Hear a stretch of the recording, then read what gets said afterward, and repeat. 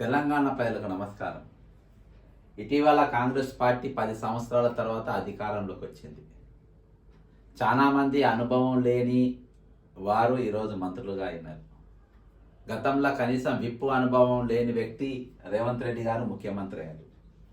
File moment అనుభవం లేదు, file ఏ విధంగా నడపాలనో అనుభవం లేదు,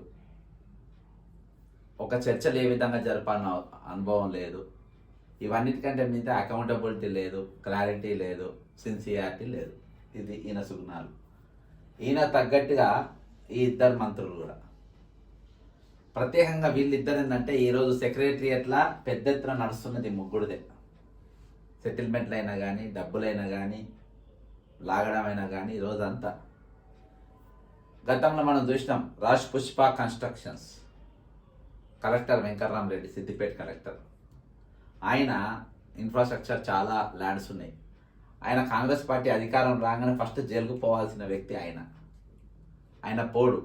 పైగా ఆయన సేఫ్ జోన్ ఉంది. ఎందుకంటే ఆయన వీళ్ళ తమ్మునికి వియంకుడు, పొంగిలేటి శ్రీనివాసరెడ్డి గారికి వియంకుడు.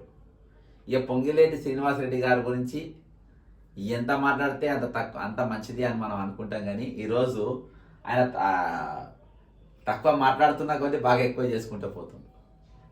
లాస్ట్లో మన కొండకల్ గ్రామంలో మనం నిన్న దినాన ఇప్పటికి 2 సార్లు వెళ్ళడం జరిగింది. వాళ్ళు రోజు కాంటాక్ట్. అక్కడ దాదాపు 11 ఎకరాల భూమి ఈయనది. అంతేకాకుండా ఈయన రేవంత్ రెడ్డి గారి సొంత కాన్స్టిట్యున్సీ అయినటువంటి కోడంగల్ నారాయణపేట లిఫ్ట్ ఇరిగేషన్లో ఆయనకు సగం వాటా, రాఘవ కన్స్ట్రక్షన్స్కు వాళ్ళ తమ్ముడు. అంటే ఏడ డబ్బు వచ్చినా నాకు కావాలి అన్నట్టు. ఇక ఈయన పర్సంటేజ్ల పైన నడుస్తుంది అని ఓపెన్ సీక్రెట్. ఈరోజు ఎందుకు చెప్తున్నారనే కొంతమంది ఎమ్మెల్యేలతో కూడా మాట్లాడిన. ఈ భేటీలో కూర్చున్న ఎమ్మెల్యేలతోని నాకు టచ్లో ఉన్నారు. వేరే ఎమ్మెల్యేలు కూడా చాలామంది ఎమ్మెల్యేలతో నేను మాట్లాడడం జరిగింది. అసలు దీని లోగుట్టి ఏంది అని అంటే, ఈరోజు మనం ఒక పాతదో కథ చూసినాం. ఏంటంటే పిల్లని చూడడానికి పెద్ద మనుషులను తీసుకుపోతారు. అందులో పెద్ద మనిషి పిల్ల బాగుందని చెప్పి నేనే చేసుకుంటానంట. అసలు బ్యాచ్ ఈయన పొంగులేటి శ్రీనివాసరెడ్డి. ఇక్కడని కాదు, మీరు కొండకల్ భూములు తీసుకోవడం వల్ల చూడండి, లేకుంటే మీరు మన lift irrigation work, Kodangal lift irrigation work చూడండి. ఇక పోతే అనిరుద్ధ్ రెడ్డి గారు జడ్చర్ల ఎమ్మెల్యే. నేను చదివింది వనపర్తిలో పాలిటెక్నిక్ చేసిన. ఆ సమయంలో వీళ్ళ నాన్నగారు అంటే వీళ్ళ పూర్వీకుల కాంచెలి ఆ కుటుంబానికి చెందినటువంటి వనపర్తి రాజుల కుటుంబం అంటారు. ఆ జమీందారు వాళ్ళ వంశంకి వెళ్ళి వచ్చిన వాళ్ళు. అక్కడికి వెళ్ళి వీళ్ళకు స్థిరాస్తులు కానీ ఇవి కానీ చాలా ఆస్తి పరులు వీళ్ళు. అయితే వీళ్ళ ఫ్రెండ్ ఎవరో ఏదో ప్రాబ్లంలో వచ్చిన్నాడు. ఆ ప్రాబ్లం ఆయన ఒక ల్యాండ్ ఏదో కొనుక్కున్నాడు. ఆ ల్యాండ్ ఏదో ప్రాబ్లంలో వచ్చింది. దాన్ని సర్వే చేయమని చెప్పి ఈయన దగ్గరికి పోయిందని చెప్పి నాకు తెలిసింది. పోతే సరే నేను చేస్తానని చెప్పి ఆయన ఫ్రెండ్ చాలా కొంచెం ప్రాబ్లమ్స్ ఉన్నాడు కాబట్టి చేయండి, ఇబ్బంది వస్తుందని అంటే ఈయనేం చేసిండో, ఆ ల్యాండ్ ఎవరైతే ఈయనతోని అమ్మిండో లేకుంటే ఆయనతోని సమస్య ఉందో ఆయన పిలిపించుకొని జాగా నాకే అమ్మని చెప్పి అన్నాడు. అక్కడికి వెళ్ళి రాజుకుంది మంట. రాజుకొని ఈరోజు ఇంత మంచిగా వచ్చింది. ఈరోజు 11 మంది ఎమ్మెల్యేలు కాదు, ప్రతి ఎమ్మెల్యేని ఏ ఎమ్మెల్యేని గదిలిసినా ఒక దీన గాదే ఉంటుంది. మంత్రులు కూడా చాలా మంది మంత్రులు కూడా ఈరోజు వీళ్ళు ప్యాలర్ ఒక టీమే పెట్టి ఈరోజు ప్రభుత్వంలో నడుస్తుంది ఎవరిది అని మనం చెప్పుకుంటే టీడీపీకి వెళ్ళి బయటకు వచ్చిన వాళ్ళని ఈరోజు చాలా వరకు రేవంత్ రెడ్డి గారు, తర్వాత వేం నరేందర్ రెడ్డి గారు, తర్వాత ఈయన తమ్ముళ్ళు, దాని తర్వాత సీతక్క, అలాంటి మంత్రులు. నేను సీతక్క గారిది కూడా నేను ఫైల్స్ మీకు పెట్టడం జరిగింది. ఇక ఈయనకు అనుచరుల గణం, బినామీ గణం, వాళ్ళు అడ్వర్టైజ్మెంట్స్ మొదలుపెట్టి ప్రతి దాంట్లో వీళ్ళు ఏలు పెడుతూనే ఉన్నారు. కాబట్టి విసుకొచ్చిన ఎమ్మెల్యేలు మాకు పనులు అయితే లేవు, గ్రామాలలో బిల్స్ వస్తలేవు, పాత సర్పంచ్ల బిల్లులు వస్తలేవు, ఒక డెవలప్మెంట్ వర్క్ లేని పరిస్థితి, రేషన్ కార్డు ఇవ్వాలన్న 1,00,000 ఇది. కాబట్టి ఇవన్నిటి మధ్యలో మేము ఏ విధంగా పనిచేయగలుగుతామనే నిస్పృహత అనేది ప్రతి ఎమ్మెల్యే ఉంది. అటువంటి కొన్ని ఎమ్మెల్యేలు అందరూ కలిసి ఒక 11 మంది దాకా భేటీ అయ్యారు. భేటీ అయిన వాళ్ళ ప్రధానమైన డిమాండ్ ఏంటంటే వీళ్ళిద్దరిని తొలగించాలి. సరే, ఈయనను తొలగిస్తారా? ఎందుకు తొలగించలేరు? ఈయన వెనుక మల్లికార్జున ఖర్గే, కొప్పుల రాజు గారు చాలా బలంగా బట్టి విక్రమార్క గారి వెంబడి ఉన్నాడు. కమ్యూనిటీ కార్డు ఈయన చాలా స్ట్రాంగ్గా వాడుతుంది. కానీ కమ్యూనిటీ వన్కి ఎవరిని కూడా ఏం పనిచేయడు. కమ్యూనిటీ వన్ దగ్గర కమ్యూనిటీ కాదు, సొంత వాళ్ళ అన్న కొడుకు ఎవరు ఈయన వారసుడు అంటే ఈయన మన మల్లు అనంతరాముడు గారికి మల్లు రవి గారు వచ్చింది. ఆయన చనిపోయినాక మల్లు రవి గారి తర్వాత బట్టి విక్రమార్క గారు. కానీ మల్లు అనంతరాము గారికి పుట్టినటువంటి రమేష్ కానీ లేకుంటే మల్లు శివరాం కానీ లేకుంటే వాళ్ళు ఎవ్వరు కూడా కనవారు ఒరిజినల్ వారసులు. వాళ్ళందరూ ఇవాళ సర్వనాశనం అయిపోయినారు. వాళ్ళు రమేష్ చచ్చిపోయినారు, మల్లు శివరాం అనేట ఆయన మాత్రం మొత్తం కనబడకుండా అయిపోయింది. ఆయన చెప్తే ఏమైనా పని చేయొద్దని చెప్పేసి బాజాప్తా ఈయన భార్య ఫోన్లు చేసి ఆఫీసర్లకు చెప్పే పరిస్థితి, పాపం దాక్కుతుంది ఆ పరిస్థితి. ఈయనకు వస్తే మొత్తం ఈయన తమ్ముడు, ఈయన కుమారుడు, ఈ ఫ్యామిలీ మొత్తం ఈయన ధైర్యం ఏంటనంటే నేను ఆల్ ఇండియా కాంగ్రెస్ పార్టీకి నేను డబ్బులు ఇచ్చిన, ఖమ్మంలో నిలబడ్డ అభ్యర్థులకు నేను డబ్బులు ఖర్చు పెట్టిన, కాబట్టి నేను ఎంత దోచుకున్నా మీరు మాట్లాడద్దు.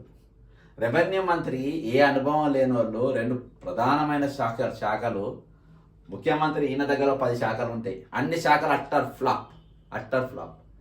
ఈయన దగ్గర 3-4 శాఖలు ఉన్నాయి, అన్ని అట్టర్ ఫ్లాప్. ఈరోజు ఆ శాఖలు అడ్డం పెట్టుకొని దోచుకుని తప్ప వేరేది లేనే లేదు. కాబట్టి వీళ్ళందరి మీద కలిసి ఈ 11 మంది ఎమ్మెల్యేల ప్రధాన డిమాండ్ ఏంటంటే వీళ్ళిద్దరిని తొలగించాలి. ఇష్టం వచ్చినట్టుగా ఏదో ప్రభుత్వానికి చెడ్డ పేరు రానికి వీళ్ళిద్దరు అని వాళ్ళు అంటుంటారు. కానీ ఈయన కూడా రేవంత్ రెడ్డి గారు అసమర్థత వల్ల కదా వీళ్ళు ఇట్లా చేసేది. నువ్వు తింటలేవా అని చెప్పి వీళ్ళు అంటారు. కోడంగల్లో నాకు 1100 కోట్ల వరకు ఇస్తే నీ బినామీ నువ్వు మీ మేఘా కృష్ణారెడ్డి పెట్టుకోలేదా, నాకు కూడా కావాలని చెప్పి ఈయన అంటాడు. కాబట్టి ఈ విధంగా ఈ 100% ఈ 11 మంది కూర్చున్న దాన్ని నేను 100% సమర్థిస్తున్నా. ఎందుకు సమర్థిస్తున్నా? కనీసం వీళ్ళని గలమిప్పారు. ఈ దుర్మార్గపు మంత్రులు పైన ముఖ్యమంత్రి పేరు ఎత్తిండ్రో ఎత్తలేదో నాకు తెలియదు, కానీ నేను ఇంకా పరమ దుర్మార్గులు, మొత్తానికి దుర్మార్గుల పైన గలం ఎత్తిండ్రు. ఖచ్చితంగా ఇంకా కొంతమంది వస్తారు. ఎవరు కూడా ఆర్డినరీ వాళ్ళు కాదు. అనిరుద్ధ్ రెడ్డి కరప్షన్ అవసరమే లేదు, మంచి పేరు ఉంది అక్కడ. నారాయణ రెడ్డి సంగతి తెలుసు, దొంతి మాధవరెడ్డి సంగతి తెలుసు అందరికి. కాబట్టి ఈరోజు ఆయన కూర్చున్నోళ్ళు ఎన్ఎం శ్రీనివాసరెడ్డి, ఆయన ఉద్యమకారుడు, ఉద్యమాలకి వెళ్ళి వచ్చినోడు, ఆయన తెలంగాణ యాజిటేషన్ ఉన్నోడు. వాళ్ళందరికీ కూడా పెద్ద ఇదే, అందరు కూడా ఒక ఇంటలెక్చువాలిటీ ఉన్నోళ్ళు, ఒక పొలిటికల్ బ్యాక్గ్రౌండ్ ఉన్నోళ్ళు, పొలిటికల్ కోసం పనిచేసిన వాళ్ళు. మాధవరెడ్డి గారు 2వ ఎమ్మెల్యే కొట్టుకొని వస్తుండే ఆయన. రాజేందర్ రెడ్డి గారు యూత్ కాంగ్రెస్ ఎన్ఎస్ఏకి వెళ్ళి ఉన్నాడు. కాబట్టి అలా వస్తున్న వాళ్ళందరూ కూడా ఎవరు కూడా అనుభవం అందరూ వీళ్ళిద్దరికంటే ఎక్కువ త్యాగం చేసిన వాళ్ళు కాంగ్రెస్ పార్టీ కోసం. కాబట్టి ఈరోజు 100% నాకున్న ఇన్ఫర్మేషన్ ఏంటంటే వీళ్ళిద్దరు మంత్రులు మార్చాలనేది చాలా గట్టి బలంగా నడుస్తుంది. కానీ ఇక్కడ సునీల్ కనుగోలు రాంగ్ రిపోర్ట్ ఢిల్లీకి ఇచ్చిందని తెలిసింది. ఏమని ఇచ్చింది తెలిసిందంటే, నేను ఢిల్లీ నాయకులతో, నేను కాంగ్రెస్ పార్టీగా సస్పెండ్ అయినా కానీ కాంగ్రెస్ ఢిల్లీ నాయకులు నన్ను ఇంకా కాంగ్రెస్ అని అనుకుంటున్నారు. వాళ్ళు నాకు ఫోన్లో టచ్లో ఉన్నారు. వాళ్ళు చెప్పింది ఏంటంటే, వీళ్ళు ఒక డిన్నర్ కోసం అక్కడికి వచ్చిండ్రు, సునీల్ కనుగోలు దొంగ రిపోర్ట్ ఇది. కానీ నాయకత్వం పైన తిరుగుబాటు జరిగిందని ఆయన రిపోర్ట్ ఇవ్వలే.